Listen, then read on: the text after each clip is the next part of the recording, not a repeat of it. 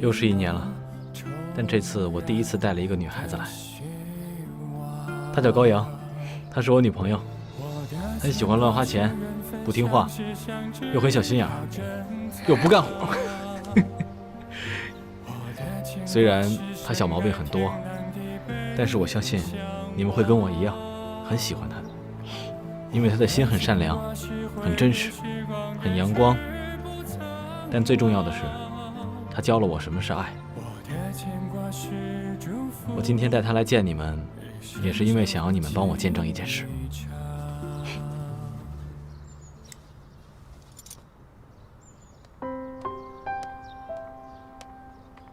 烟姨，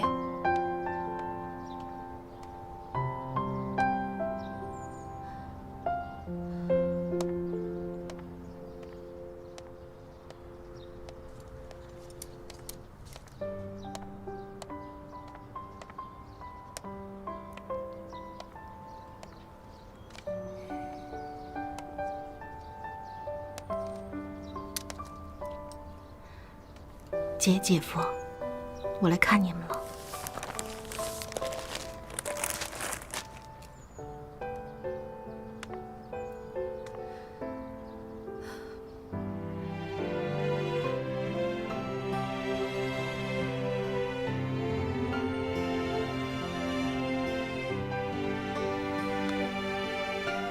高阳，你怎么会在这儿？严丽带我来的。烟姨，你什么时候回来的？你这段时间都去哪里了？为什么我一直联系不上你呢？你知道我爸在哪里吗？啊，不知道，我也已经很久没有跟他联系了。这怎么可能呢？你们两个之间到底发生什么了？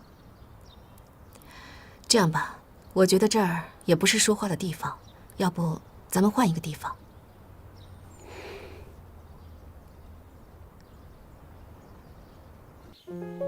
事情要从高氏地产说起。说起来是突然破产，其实冰冻三尺非一日之寒。这1年来，房地产行业已经不景气了。公司表面上看上去很风光，但是一直都在走下坡路。也许是经营模式，也许是管理方式，反正种种方面问题很多，也是一言难尽。只可惜我那个时候什么都不懂，不仅没有为你们分担，还整天任性的买。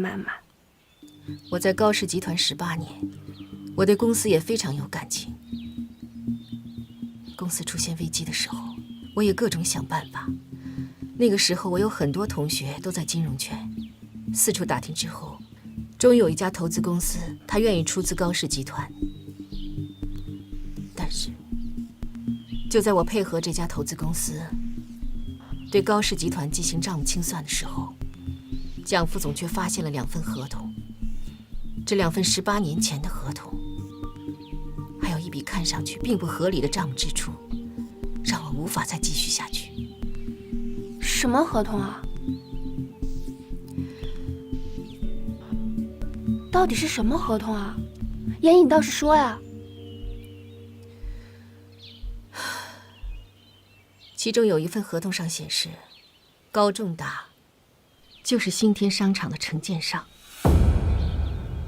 而且他以非常低于市场价的价格购买了一批建筑材料。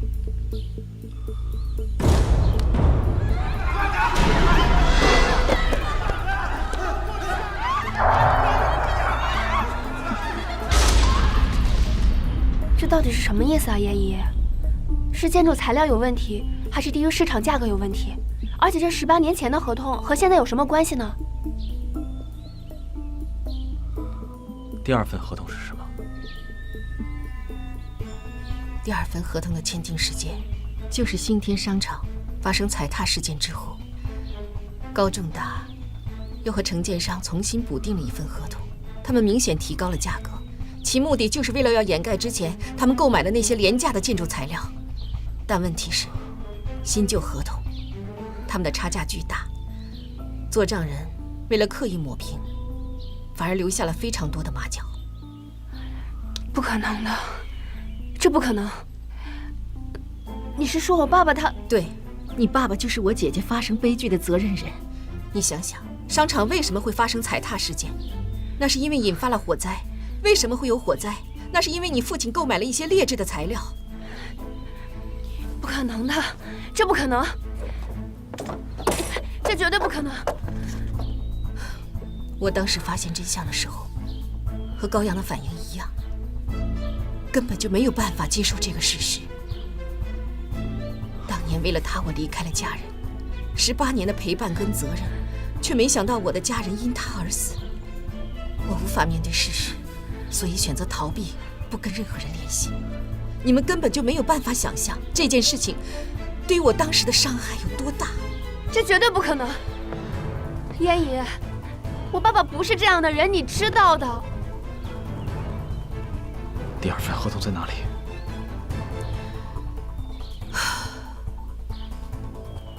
这2份合同我都用手机拍照了，你们可以看一下。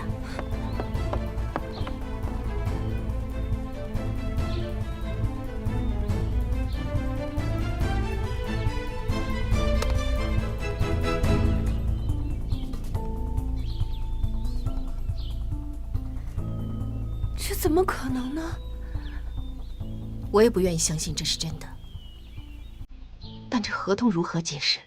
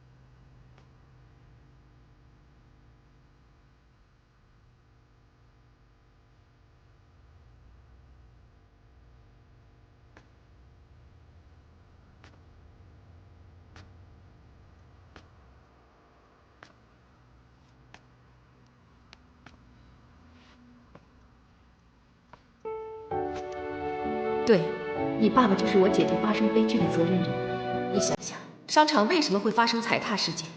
那是因为引发了火灾。为什么会有火灾？那是因为你父亲购买了一些劣质的材料。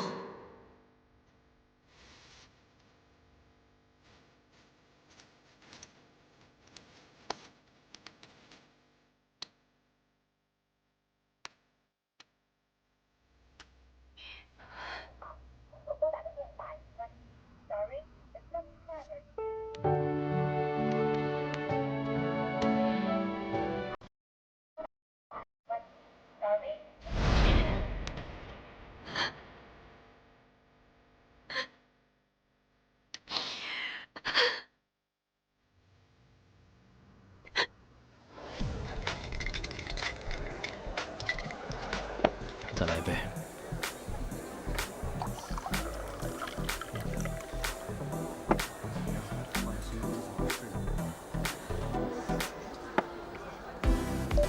哎，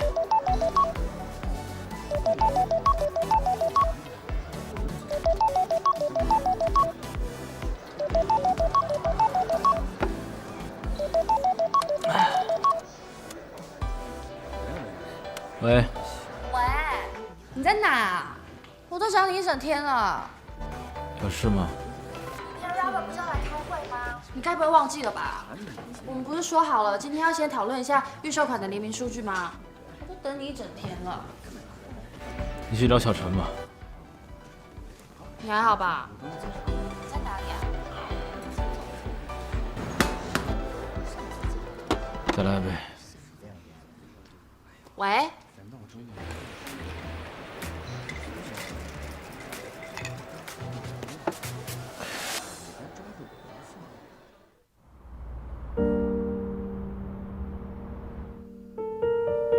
爸，你到底在哪里啊？天都要塌了，你为什么还是不接我的电话？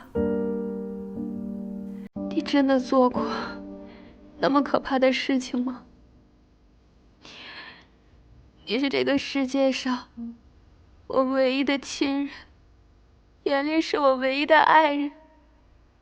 如果你真的是害死严厉妈妈的责任人，那我们以后要怎么面对严厉？我真的不敢想，我该怎么办？我真的很害怕，很害怕。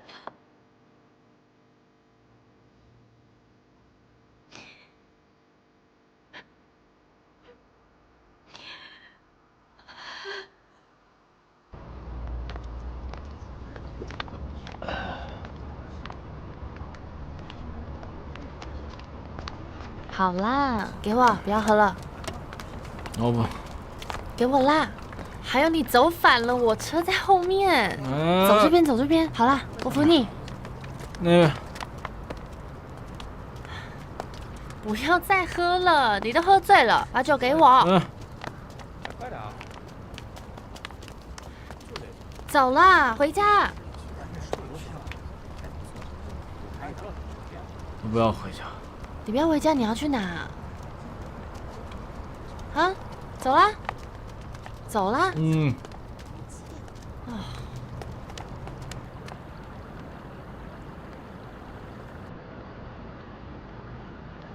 你说的都是真的。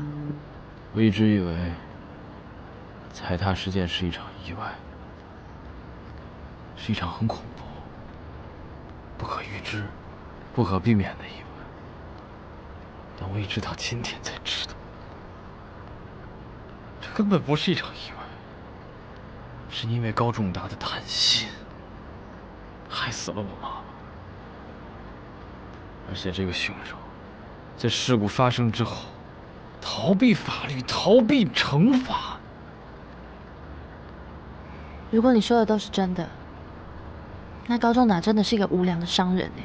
为什么这个无良的商人是高阳的爸爸？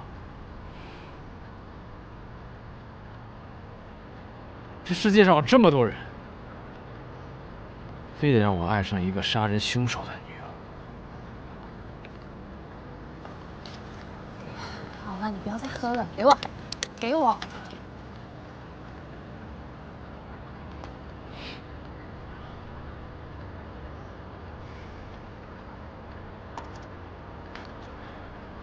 大家一直都说我不近人情，可是谁知道，我对我自己这么残忍。从小到大，我无论做什么事情，我都要提醒我自己，严厉，你要谨慎小心。但你现在看到我的人生，还不是一样变得很糟糕吗？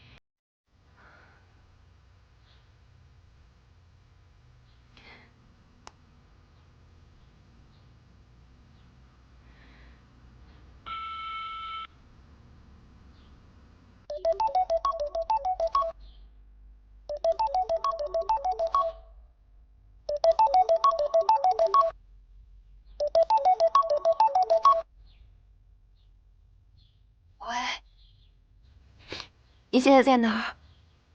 我想和你谈谈。严丽她现在在我家。燕南姐，她昨天一个晚上都在你那里吗？她现在还在睡呢。那我现在去你那儿。好。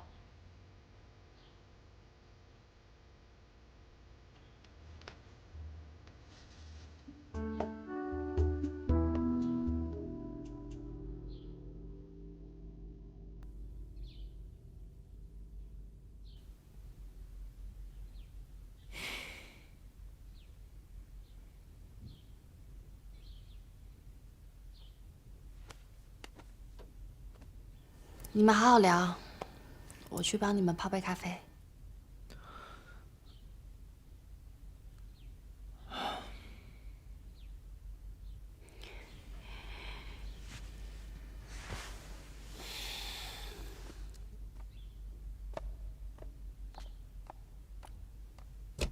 你昨晚喝多了？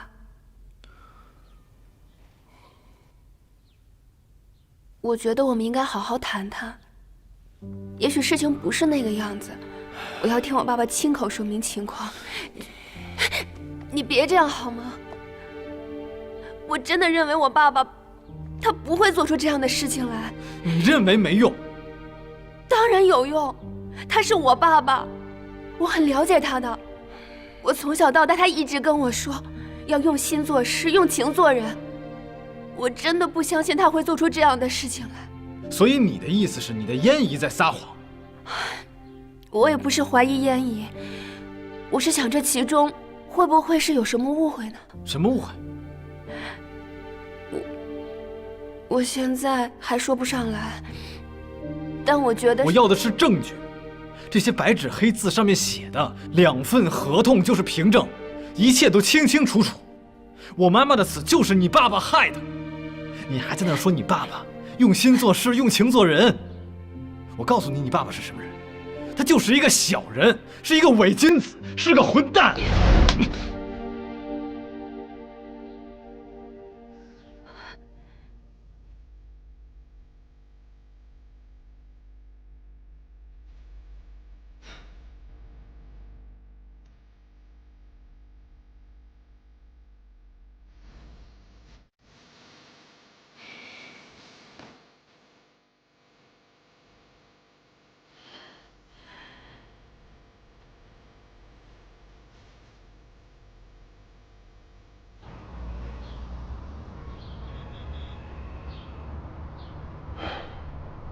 怎么会这样呢？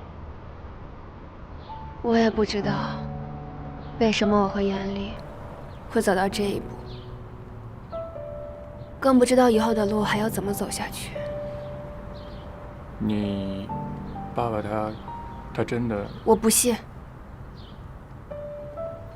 现在你信不信也没用了，人家把证据搁在那儿，人证物证还俱在，所以你也不能怪人家严厉呀。毕竟关系到人家妈妈的死因，这事儿搁谁都受不了呀。我不怪他，我只是不能容忍他这样说我爸爸，除非我爸爸亲口告诉我，否则我不会相信我爸爸会做出这样的事情。那你爸爸现在在哪儿呢？联系上他了吗？就是因为联系不上，所以才更让人崩溃啊。那你现在准备怎么办呀？反正严丽家我是不能再住了，先找个房子搬出来吧。他赶你了？没有，他不会的。只是现在这种情况，他已经认定了我爸爸就是杀害他妈妈的凶手。我就算脸皮再厚，也不能一直赖在人家家里不走吧。就算我什么都没有了，这点骨气还是要有的。这租房子啊，也没这么快找到合适的，要不然你就先住我家一段吧。这不太好。瞎客气什么呀？你暂时先住我家，我去朋友那儿住。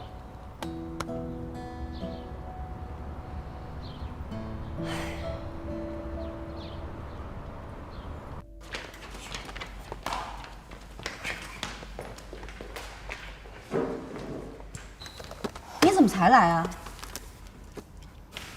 高阳呢？高阳，哦，高阳他临时有事儿，请个假。他出什么事儿了？他就是有事儿。你到底是不是个男人啊？说个话吞吞吐吐的。哎，你什么时候这么关心他了呀？别扯了，我关心他干什么呀？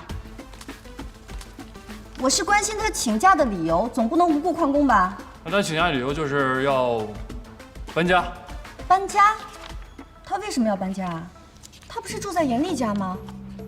他跟严丽分手了？这我哪知道呀？而且这里边事比较复杂。再说了，这是人家的私事，我怎么能随意说呢？你要是这么关心他的话，你就问他了。看你平时八卦的没边儿，遇到这种事儿嘴巴还挺严的。那可不，我这优点可多了，你得慢慢发掘。好了吧？说完了吗？我们可以开会了吧？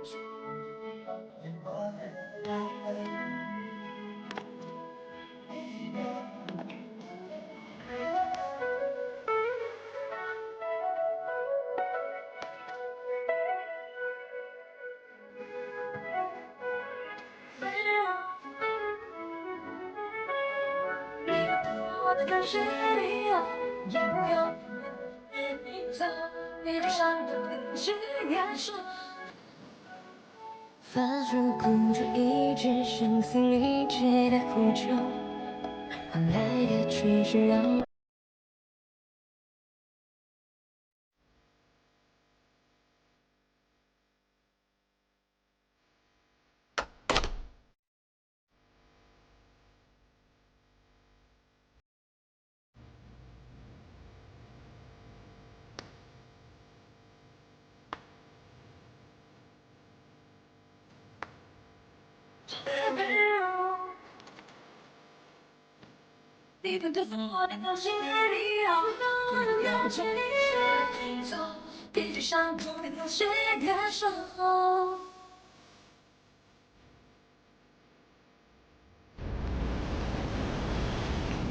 没有，小姐，您到了。谢谢。再见。哎，小姐，您行李忘带了。哦。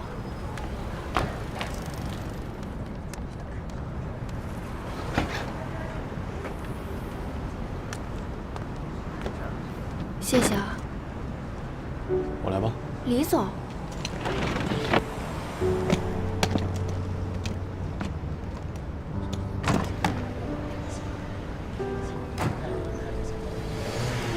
走吧。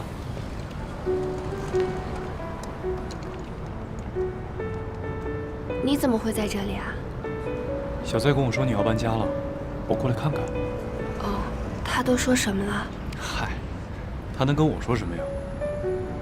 我只是想告诉你，不管到什么时候，遇到了什么事情，你都可以找我，我都会帮你的。李总，谢谢你的好意，我可以自己照顾好我自己的。跟我还客气啊！快走吧，这里边是吗？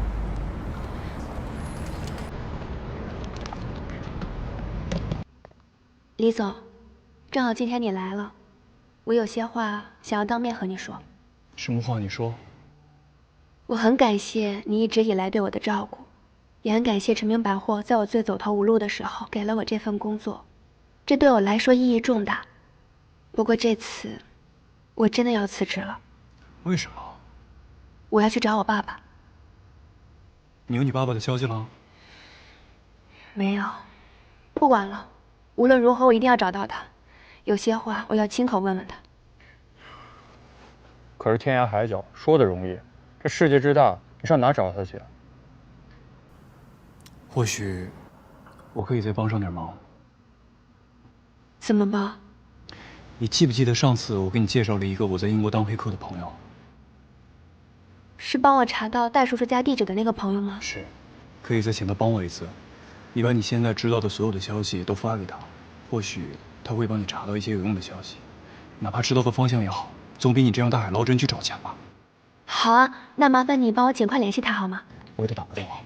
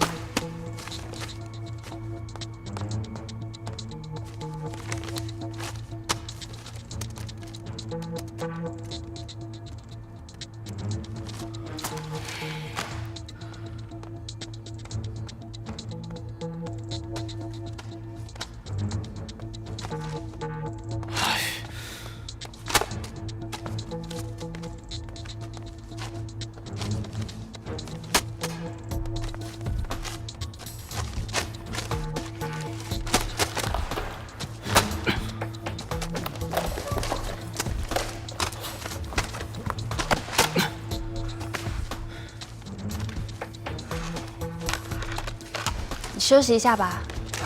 晚餐吃了吗？我看你午餐也没什么吃，你晚餐再不吃，这样身体会吃不消的。没事。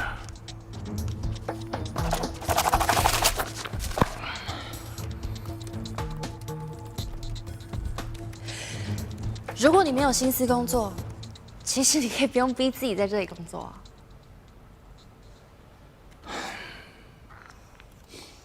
你老实告诉我，你是不是因为不想回家，你怕回家看到高阳会觉得尴尬？他已经搬走了。他搬去哪？我不知道。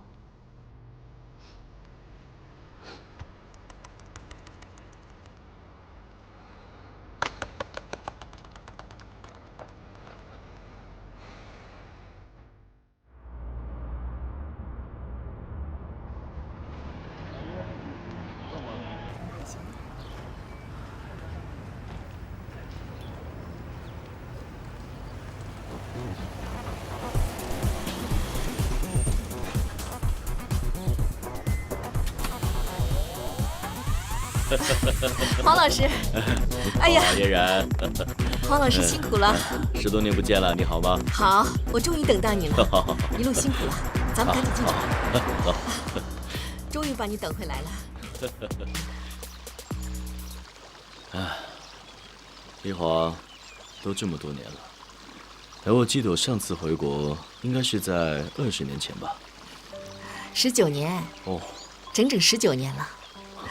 我还记得那会儿，我们的大学和国外的大学开展互换。您作为第一批互换老师来我们学校执教3个月，我呢作为互换生，所以你去国外深造了3个月。虽然都已经过去了19年的时间，但那会儿的时光还是一样历历在目。其实你的成绩那么优秀，我当时一直认为你毕业以后肯定会继续出国深造的，但是没想到你选择了毕业就结婚。真正没想到的是，最后这婚也没结成，就这样子晃晃荡荡18年。唉，我只是为你惋惜啊。你真的是很有天分啊。其实也没什么可惋惜的，我这不是把严丽送到你身边了吗？哎，对了，黄老师，我倒想知道，您觉得我和严丽2个人哪个比较有天分啊？这个怎么比啊？哎，不过我承认啊，严厉确实是非常的出类拔萃，他是我带过的最勤奋、最刻苦的学生。这不就对了吗？所以没有什么可惋惜的。如果当年我出国深造了，就没有严厉的今天了。你也知道，那会儿我父母去世的早，我就和姐姐一起生活。姐姐非常艰难的，既要照顾我，又要抚养严厉，家里的困难和拮据是难以想象的。就这样困难，我姐姐还是供我读完了大学。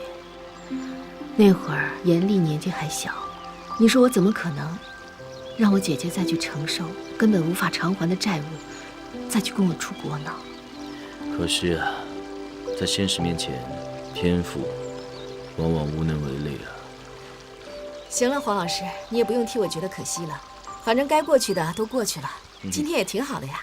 哎，对了，我听说你的女儿也回来了吧？啊，不如把她叫过来，咱们一起吃个饭，让我见见她呗。啊，你是说叶楠的？啊，她是回国了，不过她好像现在还在忙她的品牌实体店的设计。我呢不想让她分心，所以我到现在都还没有告诉她，她应该还不知道我已经回来了。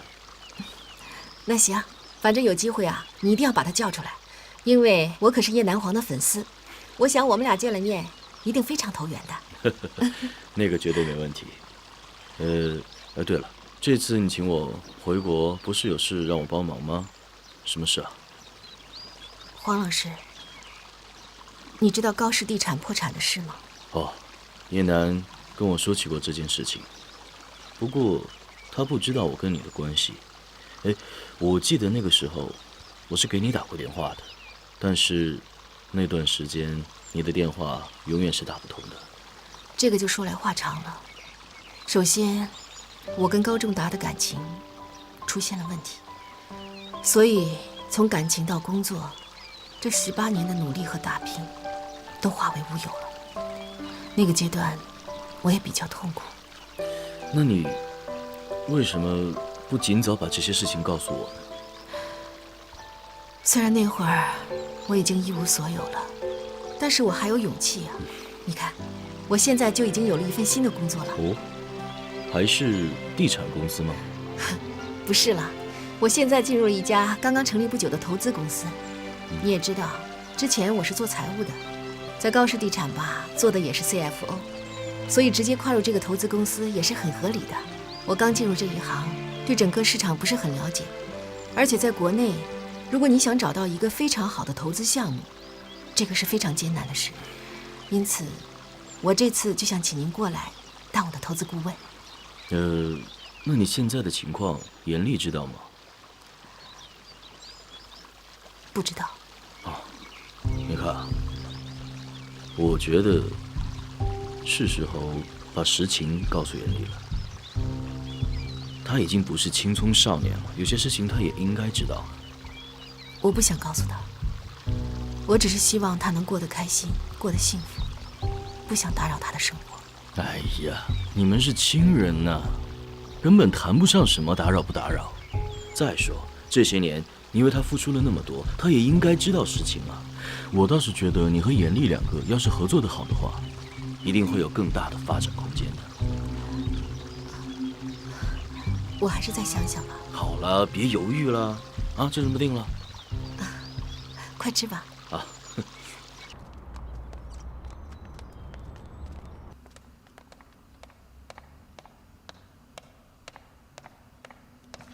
你着急写什么辞职信呀？啊？因为我爸爸的事情，我随时可能要走。再说了，我现在这种情况，心思完全不在工作上，我怎么好意思在这混饭吃啊？人家李明澈都没在乎，你在乎什么呀？人家已经帮我够多忙了，我本身就无以为报。你干什么？我正想去找你，跟你道别呢。我辞职了。为什么？因为失恋了？大姐，你说话不要这么直接吧？我看你也不像是那种谈个恋爱就要死要活的人。至于吗？工作不要了？不是啊，高小姐，麻烦签收一下。你又买了什么东西啊？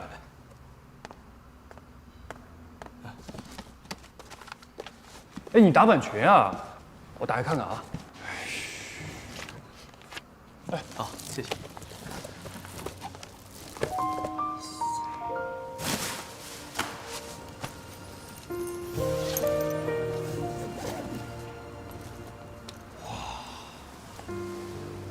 喜羊羊，这也太美了吧！这就是你上次设计的那个万鹰飞舞啊！原来你辞职是为了参加这个设计大赛啊？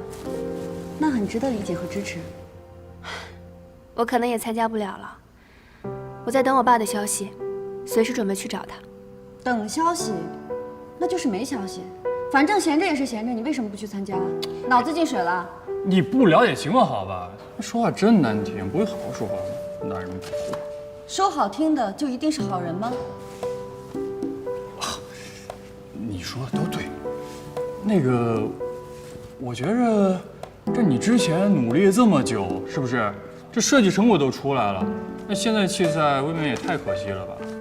而且，你爸爸不是教你要用心做事吗？这用心做事就不能半途而废。如果你爸爸在这儿的话，肯定让你坚持下去，要有始有终。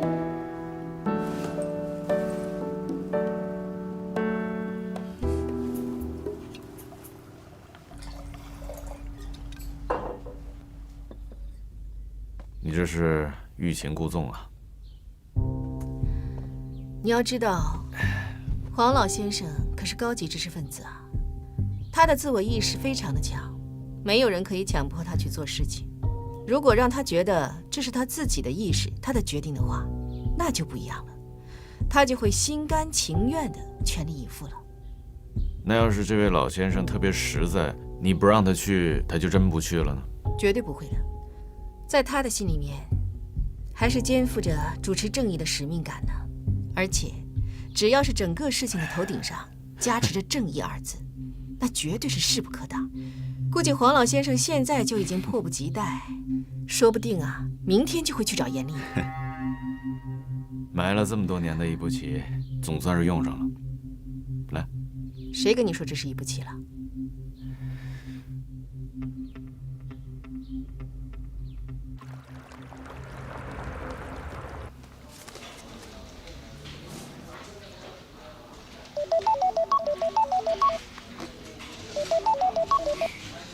喂，老师。严厉，你怎么不提前告诉我呢？你在哪里啊？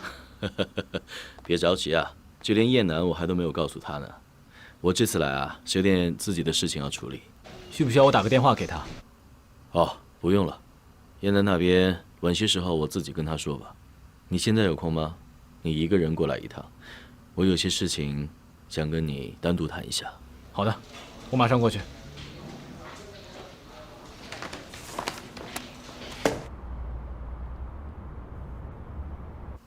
老师，您太出人意料了。每次邀请你回国，你都不愿意，这次怎么就突然不声不响的一个人跑回来了？你小姨最近还好吗？您说什么？我绕了半个地球才飞回来，就不跟你兜圈子了。这次回来，我是为了你小姨的事情。您认识她？我认识你小姨的时间要比认识你的时间早得多，都快有20年了。